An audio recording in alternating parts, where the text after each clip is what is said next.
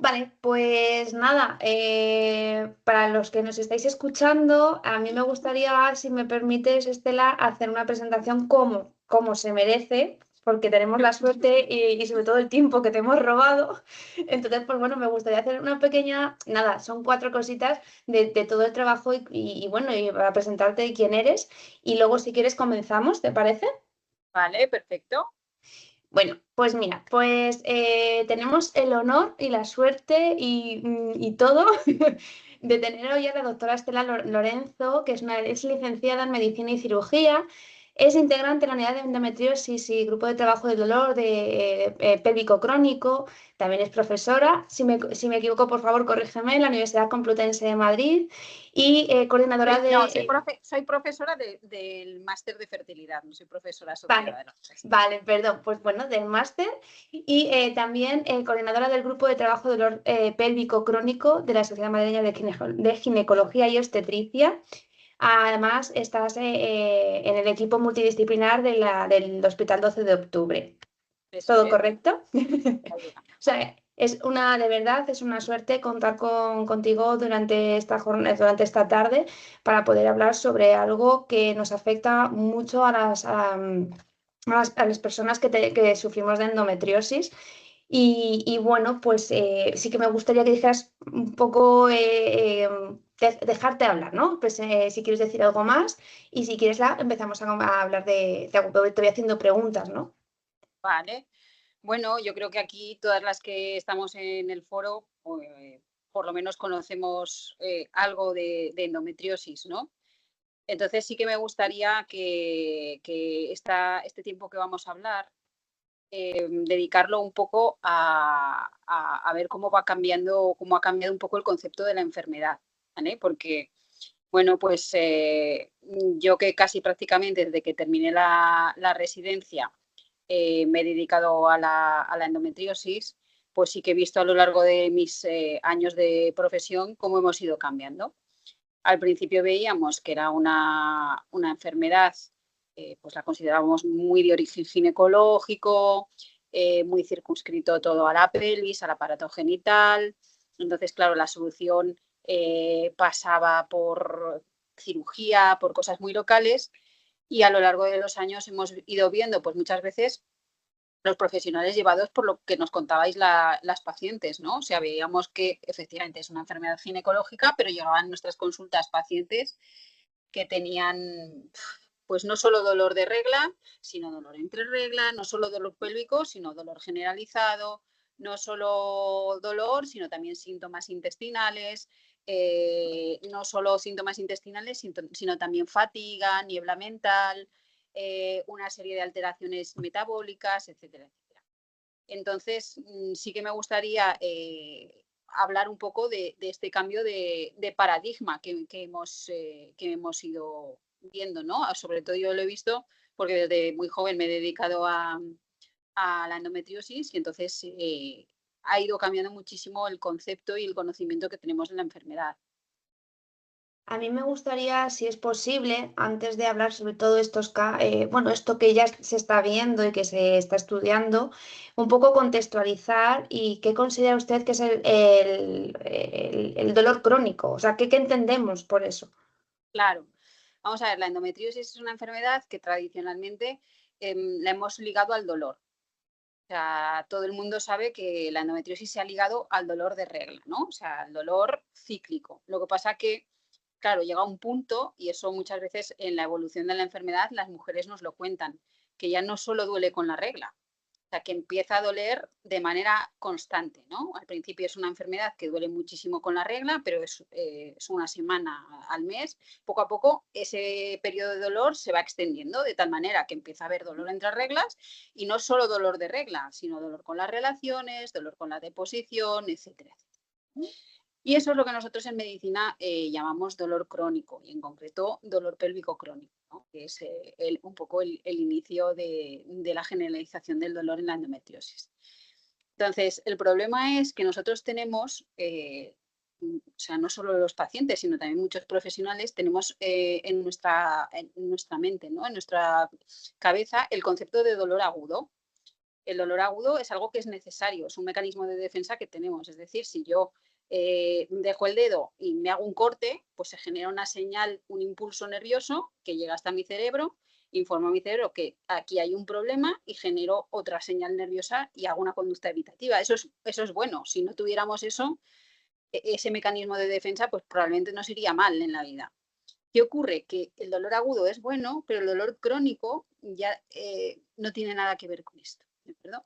Es decir, si yo tengo un mecanismo doloroso una y otra vez, que se repite una y otra vez, como ocurre con la endometriosis, que tienes dolor todos los meses, una y otra vez, una y otra vez, una y otra vez, al final ese mecanismo de dolor se queda como encendido continuamente y entonces empieza a hacer independiente de lo que originó ese dolor. O sea, me da igual ya que yo aquí tenga un corte en el dedo o no, porque mi sistema nervioso ya está encendido para percibir dolor como si tuviera un corte en el dedo. Eso es lo que nosotros llamamos dolor crónico. El dolor crónico ya no es fisiológico, ya no me está protegiendo para nada y el dolor crónico es un problema del sistema nervioso. Ya no es un problema de que yo tenga un corte en el dedo. Puede ser que lo tenga, pero se ha hecho independiente de ese problema. Entonces, eso, la endometriosis, que es una enfermedad que tiene dolor repetido una y otra vez, una y otra vez, una y otra vez, pues claro, es una enfermedad que genera mucha inflamación muy sostenida en el tiempo, pues es una enfermedad que con mucha frecuencia cronifica el dolor. Entonces, podemos decir que se puede ya considerar dolor crónico cuando ya se está durante un tiempo prolongado, que no es algo puntual. Eso es. Vamos a ver, habitualmente el dolor pélvico crónico lo definimos como un dolor en sede pélvica de más de 6 meses de evolución. Más de 6 meses, claro. ¿Qué ocurre? Que en las pacientes con endometriosis que tienen dolor de regla desde los 13 años, la premisa de los 6 meses la han cumplido desde hace mucho tiempo habitualmente cuando llegan a la consulta. Es decir, que hay muchas mujeres adultas con una endometriosis, con dolor desde hace muchísimo tiempo, que efectivamente ya tienen un dolor pélvico crónico, ¿no? O sea, y entonces ellas lo que notan es que va cambiando la característica del dolor. Pasamos de tener ese dolor cíclico a que poco a poco empieza a doler entre reglas, empieza a haber otros focos de dolor, empieza a haber dolor que parece que no tiene nada que ver con el útero y los ovarios, etcétera, etcétera. Cuando ocurre eso, pues una mujer debería identificar que su dismenorrea está pasando a otra fase, ¿no? A una fase de cronificación del dolor. ¿Existen algún tipo de síntoma, aparte de lo que es el prolongado en el tiempo, que nos puede indicar si es dolor crónico?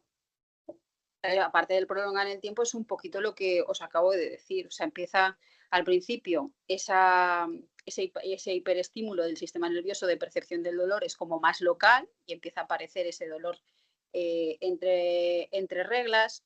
Luego muchas veces empieza el dolor con las relaciones, el dolor con la deposición y luego ya empieza a haber dolores más extendidos, más allá de la pelvis, ¿no? Empieza a haber también como mucha sintomatología. A veces la gente con dolor pélvico nota dolor vesical también, como si tuviera infecciones de orina de repetición, nota dolor intestinal, empieza más adelante incluso empieza a notar dolor generalizado, dolor muscular. O sea, ese tipo de cosas nos deberían poner en alerta, cuando ya no es solo un dolor de regla, sino cuando eso se va extendiendo pues como una mancha de aceite. Primero se extiende a nivel local y luego ya empieza a haber otro tipo de manifestaciones que superan con mucho lo que es la pelvis, ¿no? En cuanto a esto, haciendo referencia a los equipos multidisciplinares, el dolor crónico, a ver, al final la endometriosis está muy asociado a mucha sintomatología que abarca muchos especialistas. Entonces, cuando se trata de este tipo de dolor crónico en endometriosis, ¿existen personas concretas dentro, o sea, en tu caso es ginecología, pero existen personas concretas dentro de ese equipo multidisciplinar? O sea, ¿qué especialista nos lo puede llevar? Vale, vamos a ver. El tema es un poco lo que yo os he explicado al principio, este cambio de paradigma que estamos viendo en la endometriosis. O sea, hemos pasado de considerar una enfermedad exclusiva ginecológica de útero y ovarios a una enfermedad luego pélvica y a una enfermedad sistémica. ¿Qué quiere decir sistémica? Pues que no solo se va a afectar el aparato genital, pues que hay una alteración metabólica, hay una alteración del sistema nervioso de percepción del dolor y luego más adelante del sistema nervioso también.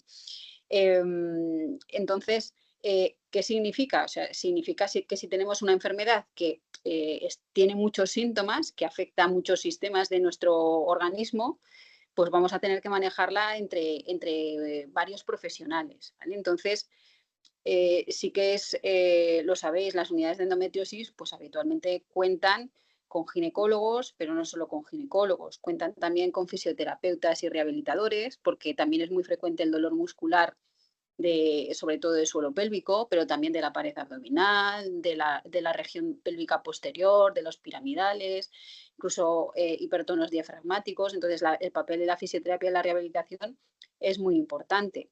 Se cuenta también con los anestesistas de la unidad del dolor. O sea, son médicos que hacen intervencionismo sobre centros nerviosos. Cuando ya el dolor está, acabamos de decir, ¿no? El dolor crónico ya es un problema del sistema nervioso, pues muchas veces tenemos que ir a hacer intervencionismo sobre el sistema nervioso. Las unidades también cuentan con psicólogos o con psicólogas y aunque en las unidades de la sanidad pública no contamos con nutricionistas, pues muchas veces la parte con la que no podemos contar, pues los ginecólogos en consulta somos los que hacemos las pautas nutricionales, damos una serie de orientaciones, ponemos alguna suplementación, etcétera, etcétera, porque, bueno, pues hay que manejar esa parte de inflamación crónica también y es importante. Sí, porque una de las cosas que iba a preguntar es sobre justamente estos tratamientos. Mencionas la parte de tratamientos con anestesia, ¿no? Que a lo mejor lo que hace es que descargan el músculo, ¿no? Como que lo adormecen y quitan el dolor. Estoy hablando, no sé si lo explico bien. Luego también la parte fisio, y es muy interesante porque al final, de nuevo, todo como que es un todo, ¿no? Que son diferentes temas que tenemos que tratar para trabajar ese dolor crónico. A nivel de inflamación, ¿qué repercusión, o sea, tiene con la enfermedad, con la endometriosis? Porque si la inflamación puede afectar a ese dolor crónico, pero ¿de qué manera lo puede afectar? Vamos a ver, es que la enfermedad de la endometriosis, hay muchas enfermedades que cursan con la inflamación sistémica de bajo grado, pero es que la inflamación que genera la endometriosis es también tremendamente peculiar, ¿no? Porque el implante de endometriosis, desde el principio, genera sus propios nervios. O sea, genera un ambiente inflamatorio, llama a los macrófagos, o sea, llama al sistema inmunitario y además segrega una serie de sustancias que generan sus propios nervios. Es decir, tú date cuenta qué cóctel hay ahí dentro del implante endometriósico. O sea, por un lado hay una reacción inflamatoria que se genera por ese tejido similar al endometrio, que cambia con el ciclo hormonal y va sangrando y va generando esa reacción inflamatoria, y por otro lado el implante hace crecer sus propios nervios. Entonces, fíjate el microambiente que hay ahí. Hay un cúmulo de mucha inflamación y además hay un montón de inervación que él mismo ha generado. Es decir, que ahí es donde se tocan la inflamación y el sistema nervioso. Si hay inflamación, el sistema nervioso va a estar más sensibilizado, va a estar más activo. ¿Entiendes? Entonces, es muy, muy, muy importante de cara al dolor generar un ambiente en el que se disminuya la inflamación de la enfermedad. O sea, están íntimamente ligados. Muchas veces lo vemos y muchas veces nos lo decís vosotras en consulta. He hecho una dieta antiinflamatoria, he hecho una suplementación que me han recomendado con un enfoque muy, muy antiinflamatorio y estoy mejor del dolor. Y es por eso, porque dentro de las enfermedades inflamatorias de bajo grado, pues es que la endometriosis tiene además esa otra cosa, que el implante se inflama y genera sus propios nervios. Y aparte de esto que hemos mencionado, los diferentes fisio, anestesia, nutrición y alimentación, ¿existe otras cosas que podamos utilizar para que nos ayude un poco más en el día a día? Porque al final yo creo que el sentimiento que puede ocasionar ese dolor crónico es la desesperación, porque es un dolor constante, o sea, ya no hay manera o te desesperas, ¿no? O la frustración. Mira, efectivamente, o sea, hay muchos estudios de calidad de vida en pacientes con endometriosis y dice que el síntoma que más ensombrece la calidad de vida es la aparición del dolor pélvico crónico. O sea, en ese momento la paciente nota un cambio sustancial en su calidad de vida. O sea, no es lo mismo que la dismenorrea puede ser muy incapacitante, pero claro, es una cosa como muy circunscrita en el mes, pero ese salto cualitativo a que te duela todos los días de manera continua merma muchísimo la calidad de vida, ¿sabes? Entonces, cosas o sea, desde luego, cuando ocurre eso, o sea, hemos estado concienciando muchas veces acerca de no es normal que haya un dolor severo de regla, pero habría que empezar a concienciar también si tú tienes un dolor severo de regla y empiezas a tener un dolor fuera de esos periodos, probablemente tienes que ponerte en alerta también porque puedes estar empezando un proceso de cronificación del dolor. ¿Vale? Entonces, cosas que podéis hacer, pues bueno, lo primero sería cuando aparecen esos síntomas de extensión del dolor, de ya que no solo sea en el momento de la regla, consultar, ¿vale? Y cosas que se pueden hacer desde el punto de vista personal, ¿no? Que creo que es un poco lo que me preguntas, pues muchas venís ya a consultas muy informadas, ¿no? O sea, hacer dieta de corte antiinflamatorio, hacer ejercicio físico. El ejercicio físico también es tremendamente, tiene un potencial también para reducir la inflamación muy importante, ¿no? Intentar mejorar. Muchas veces también es que, claro, hay pacientes que son ya muy pro, vienen con sesiones de mindfulness, o sea, intentando rebajar, ¿no? Un poco El estrés. el estrés, efectivamente, vienen practicando yoga, etcétera, etcétera, ¿vale? Pero tampoco hay que, o sea, muchas veces eso genera unas expectativas muy altas en las pacientes, porque hay pacientes que no pueden estar haciendo eso. Claro. O sea, todo tiene su momento. O sea, si tú no puedes ni siquiera empezar a hacer eso, pues tienes que acudir a alguien que conozca el dolor crónico en endometriosis, porque poco a poco tendrás que ir rebajando y poco a poco te podrás incorporar. Pero hay pacientes que no pueden aspirar a eso desde el inicio, ¿sabes? Tienen tantísimo dolor o tanta molestia muscular, pues que no se pueden estar apuntando al gimnasio o no pueden tener una rutina continua de ejercicio físico, o muchas veces también hay muchos síntomas depresivos en el dolor crónico y ni siquiera tienen la fuerza de empezar a hacer una nutrición correcta. Al revés, muchas veces lo que te pide el cuerpo es una nutrición totalmente incorrecta. Entonces, eso tampoco hay que sentirse agobiada o apremiada, ¿no? Para hacer eso. Hay veces que hay que hacer las cosas poco a poco y con ayuda de un profesional, de un nutricionista, de un médico, etcétera, etcétera.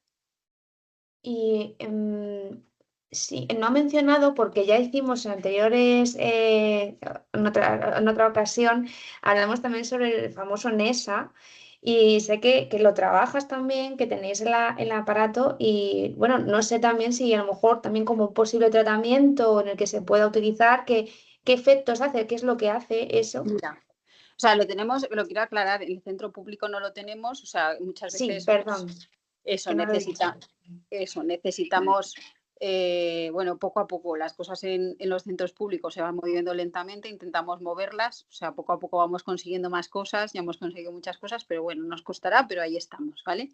Pero sí que desde el ámbito privado trabajo la neuromodulación, ¿vale? Yo creo que para manejar una endometriosis de mucho largo tiempo de evolución, porque no todas las endometriosis son iguales, hay dos cosas que tenemos que manejar sí o sí. Una es la inflamación crónica, o sea, si no reducimos esa inflamación crónica, como sea, con fármacos, con nutrición, con ejercicio físico, es muy difícil, ¿no? Reducir el dolor, por lo que hemos visto antes de los implantes, ¿no? Que por un lado inflaman y por el otro lado tienen un montón de terminaciones nerviosas. Y luego es muy importante hacer una neuromodulación. O sea, cuando se llega a este nivel de dolor crónico en el cual el dolor ya es un problema del sistema nervioso y tenemos que intentar reducir la excitabilidad del sistema nervioso. Y cada vez al tratamiento del dolor crónico se incorporan más sistemas de neuromodulación.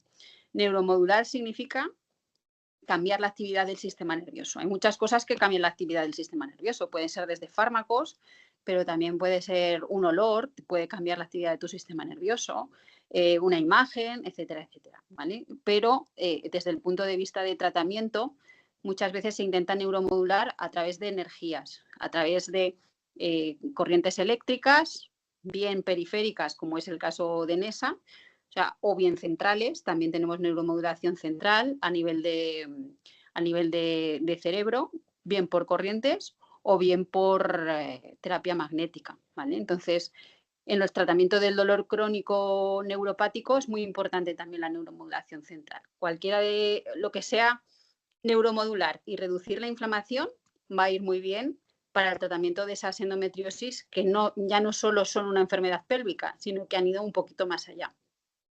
O sea, básicamente la neuromodulación es un poco resetear nuestro cerebro para que identifique que ese dolor no debe ser crónico, ¿no? Eso es, no solo el cerebro, sino todo el sistema nervioso, ¿sabes? Porque Entonces, eso es, porque no solo está involucrado el cerebro, sino también muchos centros nerviosos a nivel medular, también muchos centros nerviosos a nivel pélvico. Entonces, neuromodular es cambiar la manera que tiene tan alterada, ¿no? Tan excitada de trabajar el sistema nervioso cuando tiene un dolor crónico encima.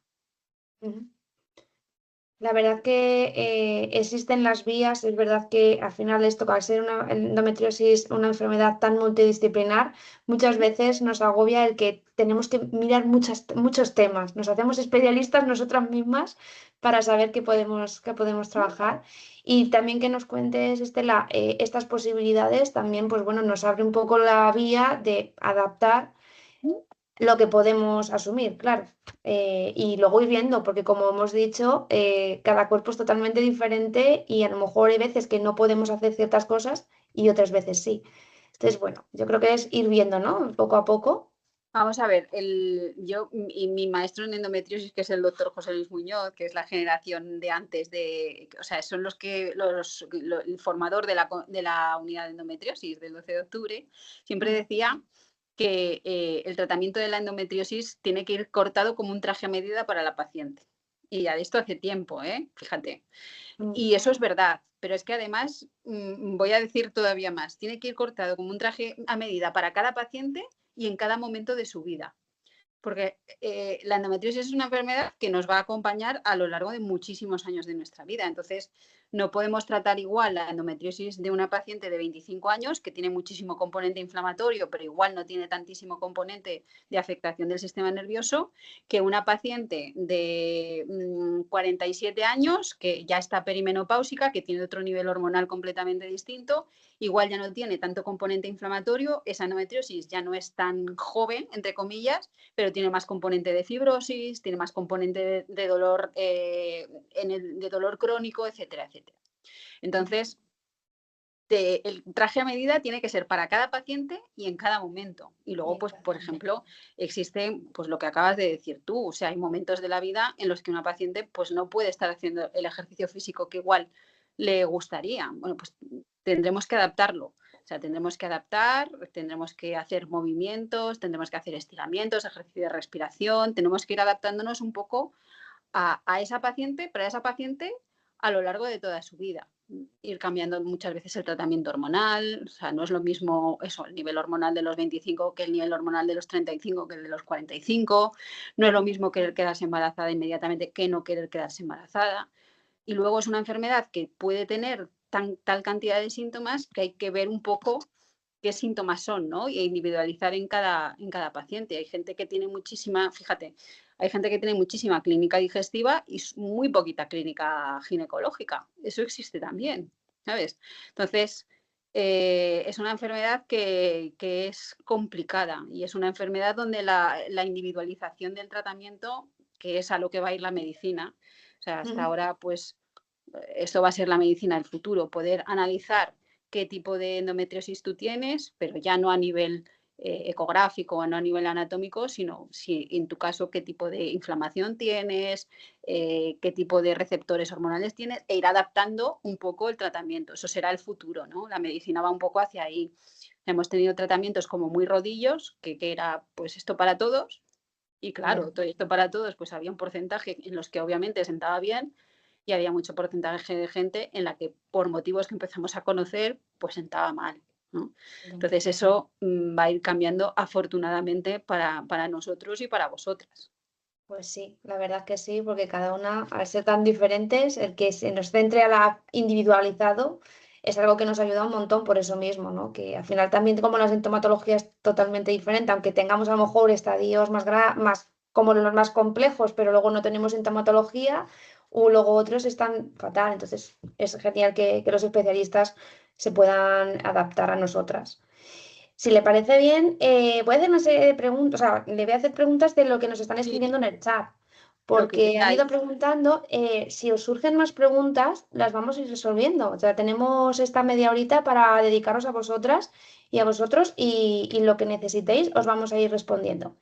Mira, una de las preguntas es de cuando se eliminan los implantes y endometriosis, ¿qué ocurre con esas conexiones nerviosas? ¿Se mantienen o al no tener el cóctel de citoquinas proinflamatorias que segregaban las células endometriales, termina habiendo alguna regresión de las mismas o siguen activos las neoterminaciones nerviosas? Pregunta larga. Me encantan las pacientes, o sea, me encantan las pacientes de endometriosis, ¿eh? Porque venís muy queridas y es un gustazo poder hablar con vosotras. Vale, vamos a ver. Lo primero que tenemos que decir es que de momento no tenemos una cura para la endometriosis. ¿Vale? Es decir, ni la cirugía esa que hacemos, que nos vamos súper contentos los cirujanos a casa porque hemos quitado todo lo que hemos visto, ni la nutrición, ni el ejercicio físico. O sea, tenemos que asumir que es una enfermedad que es crónica y que puede,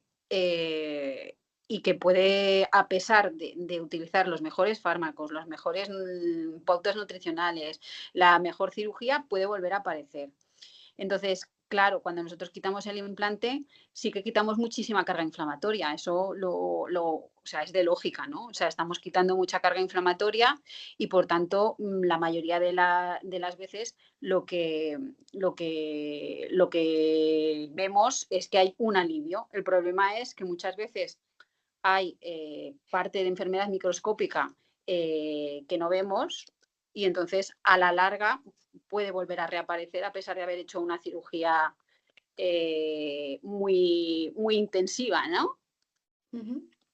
Entonces, puede disminuir, obviamente, quitar implantes endometriósicos y disminuye la carga inflamatoria, pero hay parte de enfermedad que está sobrenadando que nosotros no vemos macroscópicamente y que en algún momento puede volver a aparecer. Vale. Pues mira, vamos a ir con la siguiente. Dice, ¿qué consejos darías para afrontar una cita en una unidad del dolor externa a una unidad de endometriosis? Básicamente para hacer entender al especialista que tu cuadro de dolor crónico está tan vinculado a la endometriosis, aunque hace tiempo que tus ecos están ya bien y estés con tratamiento. Vale, vamos a ver, si hay alguien que entiende del dolor crónico, probablemente son los miembros de una unidad del dolor, ¿vale? O sea, yo en ese sentido, o sea, ellos están muy acostumbrados a tratar todo tipo de dolor crónico, ellos son los primeros especialistas que saben que el dolor crónico es un problema del sistema nervioso, no solo tratan el dolor crónico de pacientes con endometriosis, tratan el dolor crónico de pacientes pues con atrapamientos nerviosos por hernias cervicales, es decir, ellos están muy familiarizados con eso que tú estás diciendo, es decir, igual no vemos lesiones, ha habido una cirugía, la lesión no ha vuelto, pero tu sistema nervioso está hipersensibilizado. Entonces, esas unidades del dolor precisamente están para ese tipo de pacientes, ¿no? Vale. Vamos con la siguiente. Dice, sistema activación mastocitaria. ¿Quién lo diagnostica y cómo? Relación con alergia al níquel alimentario, tratamiento, perdón, alimenticio, tratamiento. Vale. Vamos a ver, es verdad que la inflamación que genera la endometriosis está muy mediada por macrófagos, pero también empezamos a ver que hay otras células disreguladas, no solo los macrófagos y los neutrófilos, sino también hay otras células del sistema inmunitario que son los mastocitos que también están activados, ¿vale? Y estos mastocitos están muy relacionados con este tipo de reacciones inmunes, o sea, reacciones, pues eso, de alergias, de intolerancias, etcétera, etcétera. Entonces, habitualmente, pues muchas veces el inmunólogo puede tener un papel en o sea, si es una cosa que es muy grave, puede tener un papel en este tipo de cuadros, ¿no? Del cuadro de síndrome de activación mastocitaria. Pero efectivamente, o sea, es un problema, son problemas que empezamos ahora a ver, o sea, que muchas veces nos han pasado desapercibidos. Entonces, de momento probablemente los inmunólogos pues puedan aportarnos tanto a las unidades de endometriosis como a las pacientes algo de luz a este respecto. Vale, antes de continuar con las preguntas, quería comentaros a los que... Vale, antes de continuar con las preguntas, quería comentaros a los que estáis con cámara que la sesión la estamos grabando porque como hemos tenido que hacer un cambio, por si no queréis tener la cámara, porque luego vamos a compartir la sesión, ¿vale? Entonces, por si no queréis salir, ahora si queréis salir, sin problema. Vale, pues continuamos. Gemma nos pregunta, yo quería saber cuándo ya la unidad del dolor te da por perdida y tu única opción es un implante medular neuromodulador. ¿Conoces casos de chicas que le haya ido bien colocar ese neuromodulador? Sí, o sea, claro, como todo, ¿sabes? O sea, llega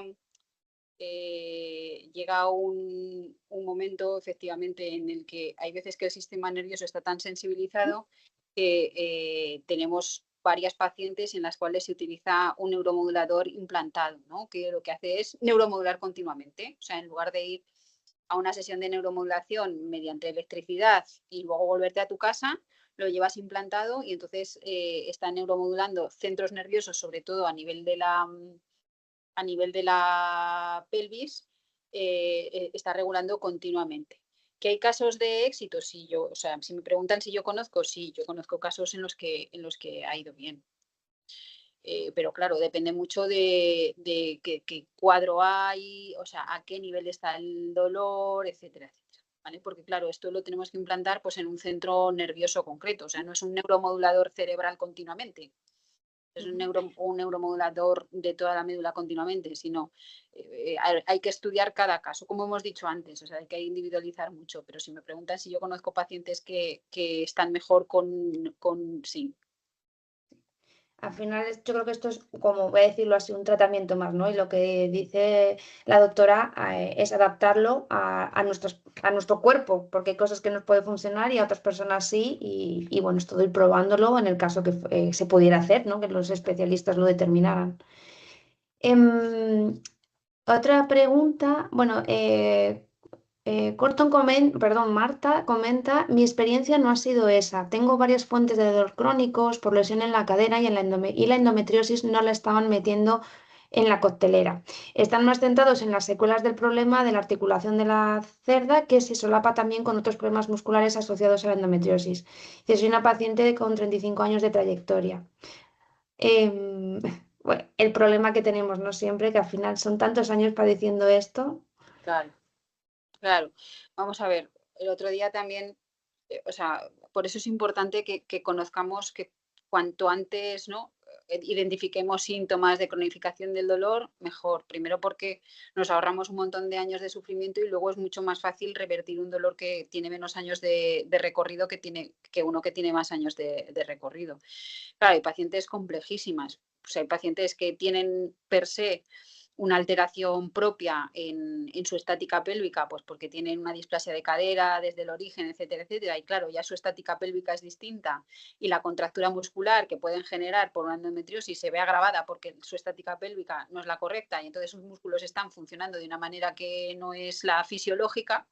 De eso tenemos mucho. Incluso hay gente que, claro, el dolor también genera patrones anómalos de movimiento y acabas fastidiándote con dolor de cadera que no tenías antes, porque tú estás desde hace mucho tiempo generando o caminando con dolor, has generado un patrón anómalo de la marcha y al final acabas pues poniendo la rodilla como hay que poner, poniendo la cadera como hay que poner y empiezas con dolor articular que no es en origen de la endometriosis, pero que te ha llevado un poco todo ese proceso.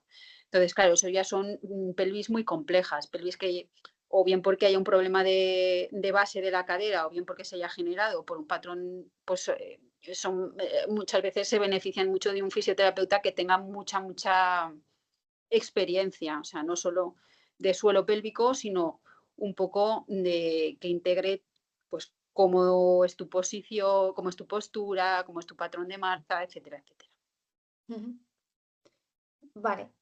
Pilar nos dice que no siempre se ven los implantes endometriósicos en las resonancias. A nivel del sistema central, ¿qué podemos hacer para poder regularlo? Los implantes, o sea, vamos a ver, efectivamente, como todo lo que circunda la endometriosis, las resonancias magnéticas también tienen que estar leídas o interpretadas por radiólogos que estén acostumbrados a ver endometriosis, porque ya hemos visto esto también, que si el radiólogo está acostumbrado, igual que el ecografista que hace la ecografía, que si el ecografista que hace la ecografía, el radiólogo que interpreta la resonancia nuclear magnética, están familiarizados con la enfermedad, se ven muchísimas más cosas que si estamos haciendo una ecografía básica o gente que no tenga tanta experiencia o gente que no haya visto endometriosis desde el punto de vista radiológico. Entonces, tenemos que intentar, pues eso, que las pruebas de imagen estén interpretadas por gente especializada, eso por un lado. Y luego, claro, el problema es que hay una discordancia entre la anatomía y los síntomas de los pacientes. Es decir, hay veces que tenemos nódulos microscópicos que no los vemos, pero que no los vemos ni incluso en la cirugía. Y la paciente tiene una carga inflamatoria brutal y una sensibilización brutal. O sea, y hay gente que tiene un nódulo en el recto de 7 centímetros y no tiene ningún dolor. Es decir, hay una disonancia entre anatomía y sintomatología. Y eso es porque a nivel microscópico y a nivel molecular y a nivel de inflamación, pues no hace falta muchísimo volumen para generar mucha alteración tanto en el sistema inmunitario como en el sistema nervioso de percepción del dolor. Poco a poco, o sea, el problema que tenemos muchas veces, o sea, todas sabéis las clasificaciones, pues cuando decís, yo tengo una endometriosis grado 4, ¿no? O sea, son clasificaciones anatómicas que tenemos desde hace tiempo, pero desde hace tiempo sabemos que esas clasificaciones anatómicas no se correlacionan bien con lo que nos cuentan los pacientes de dolor. O sea, tenemos gente que tiene un endometrioma de 2 centímetros y tiene muchísimo dolor, y tenemos gente que tiene una total infiltración de la cara anterior del recto y no tiene ninguno. Y eso es porque probablemente hay procesos allí que están más activados con un implante de 2 centímetros que con un implante de 7. O sea, en el futuro probablemente esta clasificación tan anatómica de la enfermedad va a ser superada por otro tipo de clasificaciones. Es decir, pues podremos ver si tú estás ahora con un estado más inflamatorio o tienes una enfermedad más fibrótica o tienes una enfermedad que tiene más respuesta hormonal o carece completamente de efecto las hormonas en ella. O sea, eso es a lo que vamos a ir, ¿no? Por eso hay muchas veces que hay gente que tiene un dolor horroroso y resulta que en la resonancia pues no vemos nada significativo, vemos muy poquito. Es que es increíble la gran diversidad de situaciones y procesos. Sí que hace también referencia, porque nosotros también trabajamos mucho y creo que en todas las sesiones, talleres, directos que hacemos, siempre llegamos un poco a la base, ya no solamente de lo que está saturado el servicio público y de cosas que a lo mejor no cubre, o como puede ser la nutrición, sino también el diagnóstico, ¿no? Ese diagnóstico previo que no nos lleve a un dolor crónico. Eh, y bueno, pues es algo también anecdótico y que también, pues bueno, desde la asociación intentamos trabajar para que podamos tener un diagnóstico pronto y con y que los especialistas pues también aprendan a identificar, ¿no? la enfermedad. Si te parece, voy a seguir con la siguiente. Dice, mi experiencia con el inmunólogo, perdón, es que no reconoce este sistema de activación mastocitario, tampoco el alergólogo ni el endocrino. Entre paréntesis pone Claro. poca evidencia. ¿Recomiendas algún profesional que sí lo haga? Vamos a ver, con esto tenemos el problema que hemos tenido antes, o sea, con muchos otros síntomas, que al principio, claro, pues yo qué sé, teníamos síntomas digestivos, los mandábamos a los médicos del aparato digestivo y no tenían, o sea, cada uno se tiene que formar, igual que también nos hemos formado los ginecólogos, ¿entiendes? O sea, los ginecólogos al principio pues veíamos que solo había quistes, solo había implantes y no teníamos mucha noción más, y poco a poco, entonces probablemente, o sea, ahora mismo los inmunólogos, no todos los inmunólogos estén también puestos en las manifestaciones inmunológicas de la endometriosis. Claro. Al final yo creo que, aparte de investigación, necesitamos que nuestros especialistas conozcan la enfermedad. Entonces, es un poco el ir en paralelo e ir mejorando. Queda mucho, pero bueno, seamos positivas y cada vez hay más especialistas que lo conocen, que conocen la enfermedad y lo vuelvo a repetir, no estás desde Madrid, seguiremos trabajando para que así sea o por lo menos siendo un poco insistentes en ello. Ahí dice Marta que gracias por tus recomendaciones para afrontar la menopausia. Si estamos con progestágenos, es Proge- difícil saber retirada de regla. El ginecólogo me vio últimamente, me dijo que no me preocupara por ahora, pero estoy llegando a la edad ya muy crítica. Vale, vamos a Eh, ver, la menopausia en la endometriosis también es un tema que casi se merece una, otra sesión. una sesión aparte. Primero, porque, claro, o sea, todavía heredamos muchas pacientes muy intervenidas, sobre todo a nivel ovárico. Ya sabéis que las quistectomías, por más exquisitos que nosotros queramos ser y quitar solo la parte del quiste, vamos reduciendo reserva ovárica y eso, pues en el largo plazo, o sea, si estamos disminuyendo la cantidad de ovario que tenemos, pues hace probablemente que también la menopausia de las mujeres con endometriosis que han sido intervenidas por lo menos varias veces de los quistes en el ovario, pues pueda ser más precoz. Entonces, cuanto más precoz es una menopausia, obviamente más problemas va a dar. Porque, pues claro, o sea, nosotras estamos pensadas, ¿no?, para tener unos años de cobertura hormonal. Si cae esa cobertura hormonal antes, pues puede haber problemas de osteoporosis, que eso ya lo sabemos, ¿no? Puede haber problemas también de aumento de riesgo cardiovascular, etcétera, etcétera. ¿Vale? Entonces, además, si la menopausia se alcanza muy joven, suele ser más sintomática, porque claro, tú partes de un nivel hormonal muy alto y si por una cirugía o por un tratamiento caes de repente ese nivel hormonal tan bajo como para generar una menopausia, pues no es lo mismo que una menopausia fisiológica en la cual la caída de estrógeno es muchísimo más paulatina. Entonces, habitualmente lo que nos dice Marta es lo que muchas veces nos ocurre en consulta. Por ejemplo, gente que tiene un diumirena puesto y que no sabe si ya con 50, 51 años no sabe si está en menopausia o es que realmente no tiene reglas porque tiene un diumirena puesto, ¿no?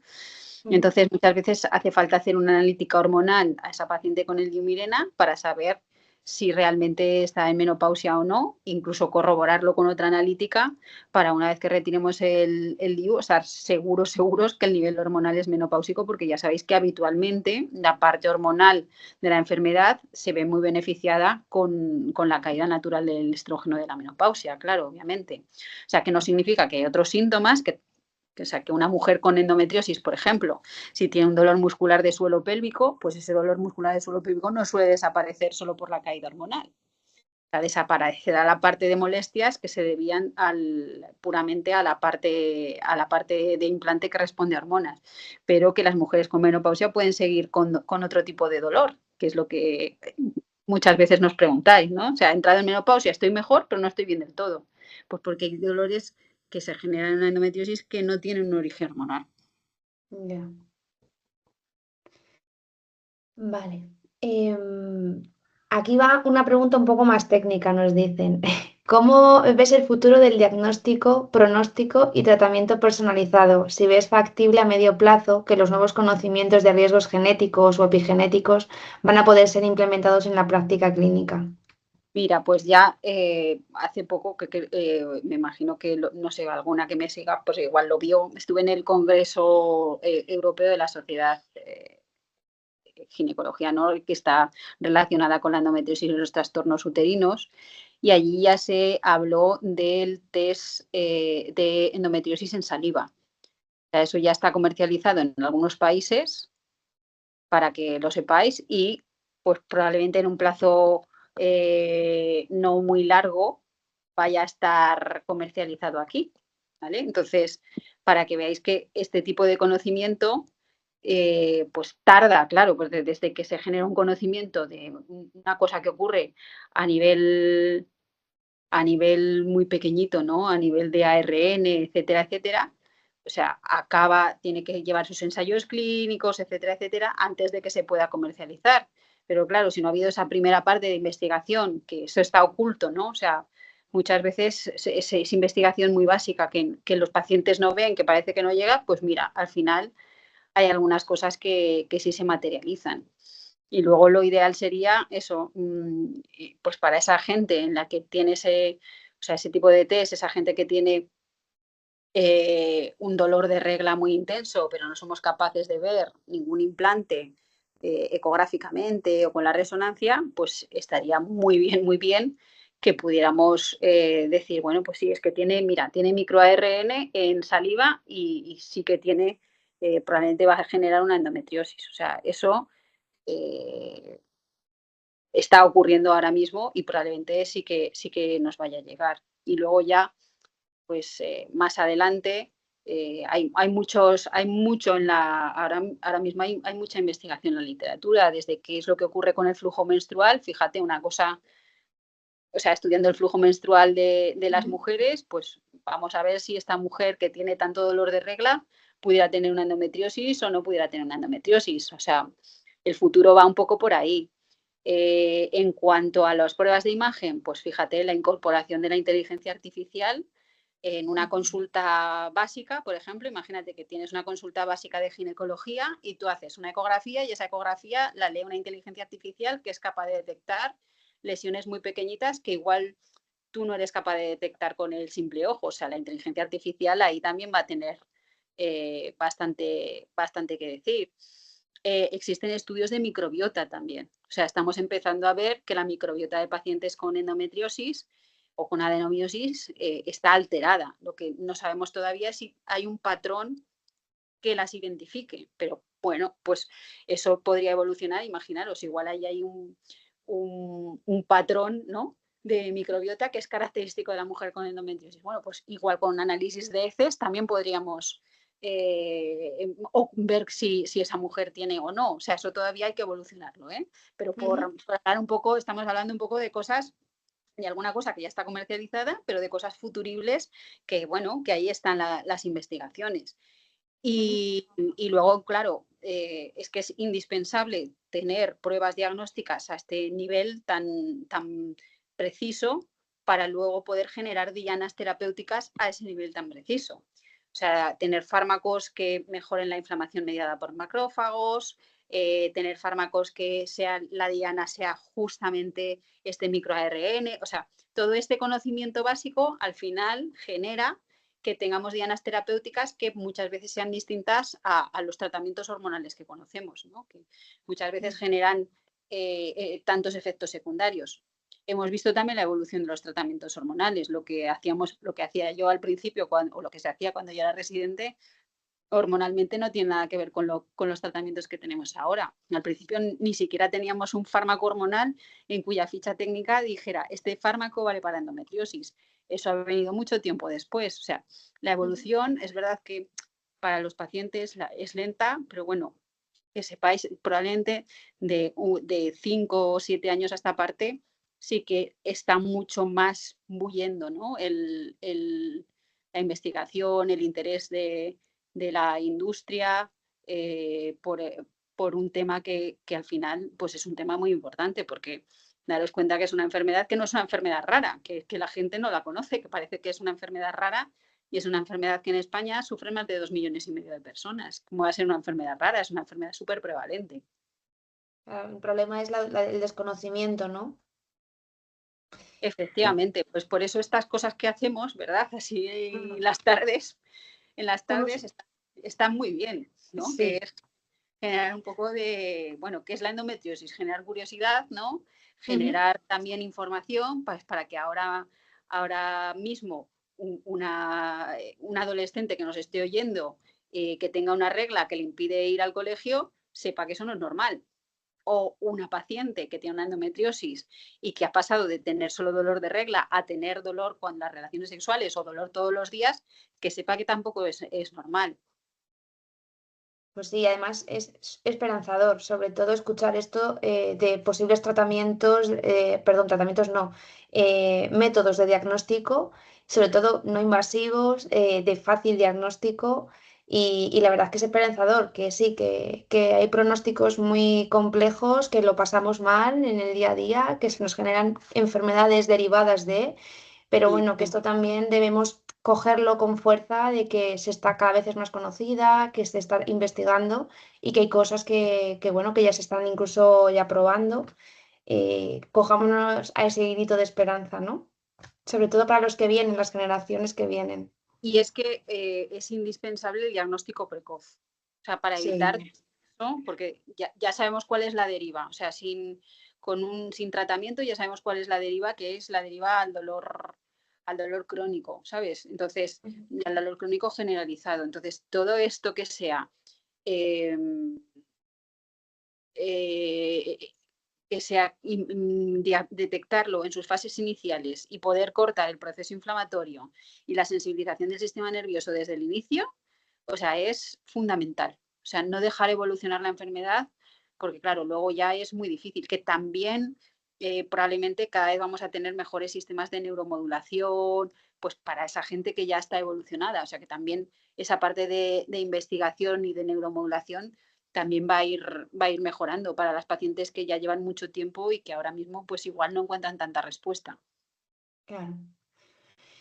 Pues me hacen una pregunta. Bueno, lo primero es que Bego nos dice que quiere mandar un agradecimientos a la doctora por darnos estos momentos de charlas que aprendemos mucho y gracias desde la comisión. Muchas gracias. A vosotras. Y nos preguntan también, dice, ¿la terapia de luz roja para disminuir inflamación tiene evidencia? ¿Qué diferencia hay entre el Indiva y Nesa? Vale, vamos a ver, son energías distintas, ¿vale? La luz infrarroja sí que tiene evidencia, en concreto para endometriosis no, pero sí que tiene evidencia para ciertos procesos inflamatorios, ¿vale? El problema de las energías es que es el grado de profundidad que pueden tener en los tejidos, ¿sabes? Pero por contra de lo que parece, o sea, que claro, aparecen de repente cosas en Instagram y de repente hay una persona que se pone luz roja para no sé qué.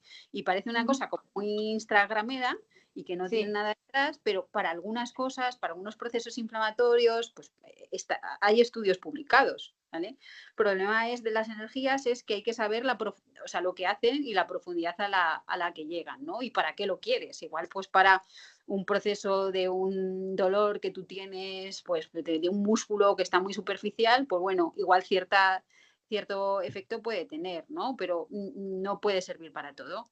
La diferencia entre Indiva y Nesa, me decían. Sí. Vale, mira, primero, es el tipo de energía. El tipo de energía no tiene nada que ver. Indiva es una radiofrecuencia. Es un campo eléctrico que genera una radiofrecuencia. Entonces, la radiofrecuencia tiene una capacidad de profundidad que sí que llega al músculo. Y entonces, Indiva, que muchas veces lo hacéis en los fisios de suelo pélvico, es muy bueno para regenerar el músculo. Lo vasculariza, hace que las células se regeneren, que se produzca más matriz extracelular del músculo, con lo cual está menos rígido, se mejora también el tono muscular. Y luego en esa son microcorrientes, es electricidad. ¿Vale? No es una radiofrecuencia, es electricidad. Entonces, lo que hace la electricidad es una corriente tan bajita que el paciente no nota nada.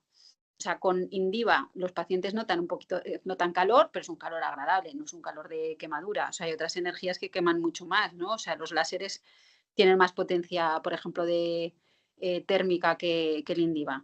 Tú en la sesión de Indiva notas un calorcito agradable, tanto si se hace una sesión intravaginal como una sesión con electrodos externos, y es que Nesa directamente lo que hace es, no va al músculo, Nesa lo que intenta es aplicar la microcorriente en los nervios periféricos, de tal Ujú. manera que intenta que el sistema nervioso baje su actividad a base de aplacar un poco la actividad desde los nervios periféricos. Y eso es electricidad. Y ahí directamente no notas nada. Es tan poco potente la corriente que no te va a generar ni calor, ni siquiera calor, ni una Ujú. quemadura, ni se pone en marcha un músculo, porque no es esa corriente eléctrica. ¿Vale? O sea que cada energía tiene su aplicación. O sea, no podemos, o sea, cada energía le podemos pedir lo que puede dar. Ujú. Que eso también, o sea, no todo nos sirve para todo. O sea, Claro. el éxito de un tratamiento es saber qué es lo que tiene el paciente y qué es lo que hace la energía. Y si tú sabes cosas, pues lo podrás indicar y entonces ahí es donde vas a tener el éxito. Pero si tú aplicas NESA a todo o INDIVA a todo, pues va a haber cosas que en las que no funcione. O sea, era un poco lo que hacíamos antes un poco con los tratamientos hormonales, que era un rodillo para todos, pues con esto tampoco podemos hacer un rodillo para todos. Pues muchas gracias por explicar la diferencia. Al final, como todos, son tratamientos diferentes, aunque utilicen energía en este caso, pero se tiene que adaptar a las necesidades de cada individuo. Otra pregunta es, cuando el dolor y el peso en el ovario es provocado por adherencias y afectación del compartimento posterior, si el tratamiento con Rieco, fisioterapia y dieta ha mejorado un poco, pero no del todo, ¿cuándo se recomienda cirugía? ¿Se puede eliminar las adherencias mediante cirugía? Vale, vamos a ver. Se pueden eliminar las adherencias mediante cirugía, pero sabemos que las propias cirugías generan adherencias. Entonces, hay que, para un síndrome adherencial severo, hay que pensar también bien, o sea, cómo es ese, por ejemplo, quitar una adherencia laxa se va a volver a formar a la semana que viene que la has intervenido, ¿vale? Otra cosa son pelvis petrificadas en las que todo está a un bloque, entonces igual ahí sí que puede haber una mejoría, ¿vale? Es un poco lo que hablábamos de los tipos distintos de endometriosis. O sea, hay gente que ya está muy evolucionada, entonces esa reacción inflamatoria, que al principio era muy bullente, mediada por macrófagos, etcétera, etcétera, al final genera un proceso de cicatrización. Y claro, eso ya no responde tanto a tratamientos hormonales o a tratamientos de algún tipo, ¿vale? Si no está indicada la cirugía, siempre se puede neuromodular, es decir, siempre podemos cambiar la percepción de dolor que tiene el sistema nervioso, a pesar de que estén las adherencias. ¿Vale? O sea que hay cosas que se pueden hacer. O sea, quiero decir que si hay veces que hay pelvis congeladas, que la indicación quirúrgica es muy clara porque hay un dolor que es porque aquello todo está en bloque y no tiene absolutamente ninguna movilidad. Y luego hay cosas que no están tan claras y que se pueden solucionar igual desde otra manera. Sí, al final como siempre intentando, se cambió, ¿no? Que al principio es como primera operación, ahora se intenta todos los tratamientos posibles que son al final como menos invasivo que una propia operación, ¿no? Que también genera esas adherencias. Ahora mismo lo que nos dicen las guías clínicas es que si lo que pueda solucionar un tratamiento médico mejor y de hacer una cirugía, deberíamos escoger el momento ideal en la vida de esa paciente e idealmente debería ser una, ¿vale? Porque sabemos que, claro, hacer una cirugía también es un proceso, genera un proceso inflamatorio, genera más adherencias. Entonces, y sabemos que hay una, o sea, no, puede haber una recaída después de la cirugía. Entonces, por eso hay que, en el caso de necesitarse una cirugía, programarla bien. O sea, venimos de generaciones de mujeres a las que hemos operado muchísimo. O sea, yo conozco pacientes que, pues eso, que heredamos de tiempos antiguos que igual están operadas 5 veces de endometriosis, ¿vale? Y entonces sabemos que esa cantidad de cirugías, pues deberíamos evitarlas. Oye, que hay gente que necesita 5 cirugías, ¿eh? Eso también hay que decirlo, ¿sabes? Que hay veces que ves los expedientes y dices, bueno, pues es que esta mujer está operada 5 veces, pues porque, mira, tuvo una torsión de ovario, tuvo una rotura. O sea, hay cosas que no podemos juzgar, pero claro, que ahora lo ideal es sostener un poco la indicación quirúrgica. Y muchas veces también tenemos que decir que la indicación quirúrgica es una pieza más del tratamiento, que luego, pues, después de la cirugía habrá que continuar los tratamientos. Vale, pues bueno, han ido preguntando, tenemos bastantes preguntas, pero como terminamos a y media, voy a hacer una más. Intentaremos responderlas en otro momento. Estas preguntas nosotros nos las apuntamos porque al final siempre salen y os agradecemos mucho que preguntéis. Mira, él pone, me gustaría saber cómo hacer la transición a menopausia con píldora anticonceptiva teniendo una sola cirugía y si se puede hacer sin dolor. Quiere decir o sea, que cómo tiene que dejar el tratamiento, me imagino, ¿no? ¿Cómo hacer la transición a la menopausia con píldora anticonceptiva teniendo una sola cirugía y si se puede hacer sin dolor? La verdad es que yo tampoco entiendo muy bien la pregunta. Vale. Si nos lo puedes volver a escribir, a ver si la entendemos y pasamos a otra. si se hiciera algún estudio genético a las pacientes con endometriosis, ¿habría algo más que se pudiera hacer por las pacientes o algún tratamiento más específico? O sea, sabemos que hay, o sea, hace 2 años me parece ya, ha salido un estudio genético muy completo y se han identificado 42 locis relacionados con la endometriosis en el genoma humano. Entonces, muchas veces, o sea, la genética ha tenido mucho peso, porque claro, parece que nuestros genes se tienen que expresar o no, pero la genética está muy matizada por la epigenética. Es decir, que nosotros tenemos unos genes, pero dependiendo de muchas cosas, pues puede ser desde nuestra alimentación hasta pues el ejercicio físico que hacemos, la microbiota que tenemos, el ambiente que hemos tenido intrauterino. O sea, hay un montón de factores que hacen que esos genes se puedan expresar o no se puedan expresar. Entonces, muchas veces la genética nos da información, pero lo que nos vale es si ese gen se expresa o no se expresa al final, ¿vale? Y eso no solo viene dado por los estudios genéticos. O sea, habrá también este tipo de diagnóstico más adelante, se incorporarán también a la práctica médica.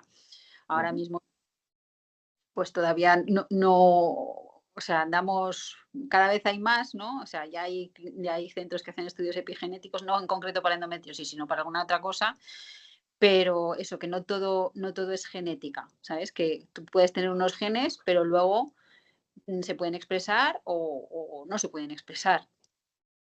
Ujú. Al final es todo lo que se necesita es investigación y conocer más la enfermedad y cómo puede afectar. Pero bueno, estamos en el camino. Mira, nos ha escrito de nuevo Dácil, que es la persona que ha hecho la pregunta. Lo que está preguntando es que cuándo dejar la píldora anticonceptiva para menopausia evitando el retorno del dolor. Vale, vamos a ver, lo que habría que ver es que tú no tuvieras ningún otro tipo de dolor de esos que no tiene nada que ver con el tratamiento hormonal, ¿vale? Entonces, la píldora anticonceptiva, pues lo tienes que consensuar con tu ginecólogo. Habitualmente, claro, el problema de la píldora anticonceptiva, como son estrógenos y progestágenos, es que o sea, los analíticos hormonales no nos van a dar ahí una pista. No todos los tratamientos hormonales son iguales. Por ejemplo, si nos da una pista en el uso de un DIU de un DIU de monorgestrel, pero no nos vale para el tratamiento de una píldora de estrógenos y progesterona. Entonces tienes que consensuar un poco con tu ginecóloga cuando ya sea una edad un poco coherente, cuando dejarlo y ver qué es lo que ocurre, ¿vale? Entonces, por eso muchas veces hay veces que pecamos un poquito de exceso, ¿sabes? Mm. Que pecamos un poquito de dejarlo un poquito más para no quitarlo y Ya. volvernos a meter en una clínica de dolor, ¿vale? Pero eso lo tienes que consensuar con tu ginecóloga y luego ver que no existan otro dolor que tengas asociado y que no está tratado por la píldora, ¿sabes? O sea, que no tengas un dolor muscular, etcétera, etcétera, ¿vale? Entonces, luego también, bueno, pues hay ciertos suplementos que nos podrían ayudar. Se podría dejar la píldora y pasar a cierta suplementación para intentar que no tuvieras una entrada tan brusca.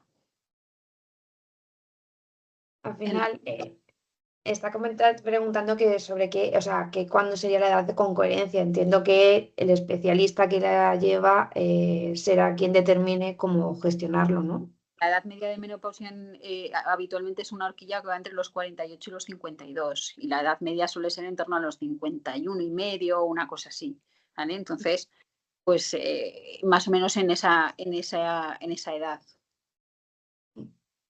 La verdad que de nuevo la menopausia es un temazo y Pausa para una sesión de estas yo sola. me lo apunto para hacer otra sesión y ya sea por Instagram como volvemos al Teams y si se puede hacer pues haremos una sesión de menopausia porque creo que al final es algo que está ahí, que Claro, algunas llegarán y a otras ya estaremos, ¿no?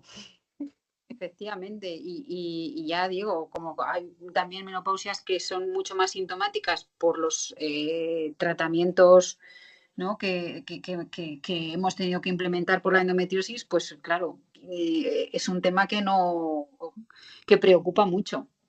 Mm. La verdad que sí. Pues trabajaremos en ello y haremos algún taller o sesión en directo para hablar sobre la menopausia. Tomamos nota. Eh, bueno, Estela, algunas personas nos están diciendo que mañana te ven, que muchas gracias por la sesión de hoy, pero que mañana te van a seguir viendo. Acabar artitas. No, eso nunca, eso nunca. Pues por no robar mucho más tiempo, quiero agradecerte que los tres intentos, que la tercera ha sido la vencida. Muchísimas gracias por dedicarnos esta hora, que somos conscientes de que estás hasta arriba, que con tantas pacientes y tu día a día. Y bueno, muchísimas gracias por dar visibilidad tanto al dolor crónico como la endometriosis y todo el trabajo que realizas en tu día a día y sobre todo por escucharnos. Em, Gracias a vosotras por invitarme, gracias a las que estáis ahí por escucharme y gracias a los que me escucháis hasta en la consulta y hasta el día de mañana también.